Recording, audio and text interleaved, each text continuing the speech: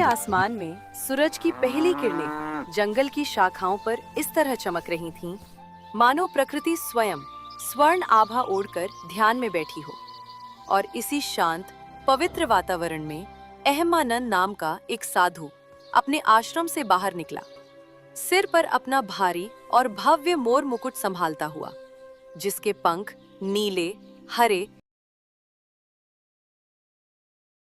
रंगों में ऐसे चमकते थे मानो कोई राजसी धरोहर हो। पर असली बात ये थी कि ये मुकुट साधु के सिर से ज्यादा उसके मन पर रखा हुआ था। वो जहां भी जाता था, लोग उसे दूर से देखकर प्रणाम करते, उसकी ओर आदर भरी नजरें डालते, और ये देखकर उसका अहंकार दिन प्रतिदिन बढ़ता जाता था, क्योंकि वो सोचता था कि ये सम्मान उसकी तपस्या, सद्गुण या ज्ञान की वजह से नहीं, बल्कि उसके मुकुट की वजह से है। और इसी भ्रम में वो अपने आप को आध्यात्मिक रूप से श्रेष्ठ समझने लगा था। उसके पीछे 3-4 शिष्य चलते, जिनमें से एक पंखा झलता, दूसरा पानी का पात्र लिए रहता, और तीसरा ये ध्यान रखता कि रास्ते में कोई साधारण मनुष्य सामने ना आ जाए, ताकि उनके गुरुदेव का महान तेज किसी अपवित्र वातावरण से प्रभावित न हो जाए।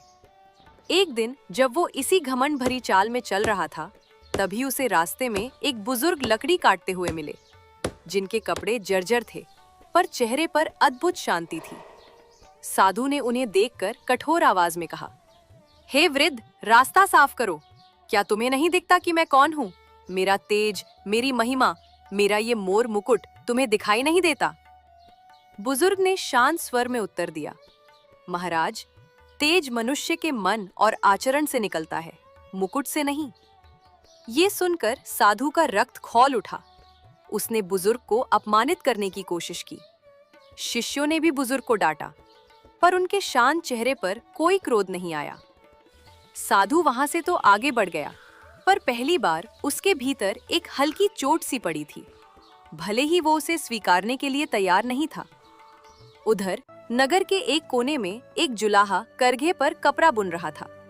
वो सादा वस्त्र पहनता था, कोई मुकुट नहीं, कोई चमत्कार नहीं, पर लोग उसके शब्दों में ईश्वर की गूंज सुनते थे। वो थे कबीर साहिब, जो सत्य, सरलता और विनम्रता के प्रतीक माने जाते थे। जो भी उनके पास आता, वो उसे प्रेम, भक्ति और अहंकार मुक्त जीवन की राह दिखाते।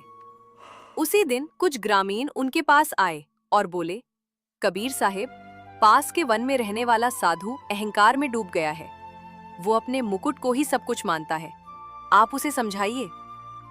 कबीर साहिब मुस्कुराए और बोले, जहां मन में विनम्रता नहीं, वहां मुकुट क्या करेगा?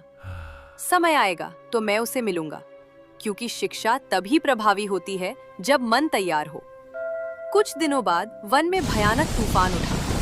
हवा इतनी तेज थी कि पेड़ भी झुक गए। उसी समय साधु अहंमानंद अपने मुकुट को संभाल नहीं पाया, और हवाओं के झोंके से उसका मुकुट उड़ गया। साधु घबरा गया, अरे कोई मेरा मुकुट उठाओ, मेरा तेज खत्म हो जाएगा। शिष्य दौड़े, मुकुट को उठाया, पर उसके पंख टूट चुके थे, रंग फीके पड़ गए थे, और वो पहले जैसा चमकदार नहीं रहा था। साधु के भीतर पहली बार भय उठा कि यदि मुकुट टूट गया तो लोग उसका सम्मान नहीं करेंगे। उसने उसी शाम तालाब में अपना चेहरा देखा। टूटा हुआ मुकुट उसके सिर पर हास्यास्पद लग रहा था, और पहली बार उसे लगा कि शायद ये मुकुट ही बोझ था। उसे पता भी ना चला, और उसने इस बोझ को अपने अहंकार से चिपका लिया था। अगली सुबह कबीर साहिब वन की ओर निकले। साधु उन्हें देखकर चकित हुआ। शायद उसे उम्मीद नहीं थी कि इतना साधारण व्यक्ति बिना मुकुट, बिना आभूषण के उससे मिलने आएगा। कबीर साहिब मुस्कुराकर बोले, महाराज, ये मुकुट आपका है? Do you think about me? साधु ने शर्माते हुए कहा, हाँ, टूट गया है, लेकिन यही मेरी पहचान है। कबीर साहिब ने एक मोर पंख उठाकर कहा, ये पंख सुंदर है क्योंकि ये प्रकृति से जुड़ा है, पर जब इसे सिर पर रखकर घमंड किया जाता है, तब इसका सौंदर्य खो जाता है। साधु ने कुछ नहीं कहा, पर उसका मन हिल गया। तब कबीर साहिब बोले, एक छोटी सी परीक्षा करें। इस मुकुट को यहाँ चट्टान पर रख दीजिए और फिर हम दोनों गांव चलें। देखें लोग किसे सम्मान देते हैं, आपको या आपके मुकुट को। साधु कुछ क्षण हिचकिचाया, पर कबीर साहब की सरलता उसे प्रभावित कर चुकी थी। उसने मुकुट उतारा और चट्टान पर रख दिया। पहली बार उसके माथे और मन दोनों हल्के हो गए। जब दोनों गांव पहुंचे तो लोगों ने कोई बोला, कबीर साहिब, आपके वचन हमारे घाव भर देते हैं। दूसरा बोला, आपकी विनम्रता ही आपकी पहचान है। साधु ये देखकर स्तब्ध रह गया कि कोई भी उसे बिना मुकुट के पहचान ही नहीं रहा था। साधु ने कबीर साहिब से पूछा, लोग आपको इतना सम्मान क्यों देते हैं, जबकि आपके पास कोई मुकुट नहीं? कबीर साहिब ने शांत स्वर में उत्तर दिया, सम्मान आभूषणों से नहीं, हृदय की पवित्रता और सत्य से मिलता है। जिसने अपने भीतर सत्य को जगा लिया, उसका तेज कभी धूमिल नहीं होता। साधु के मन में बैठे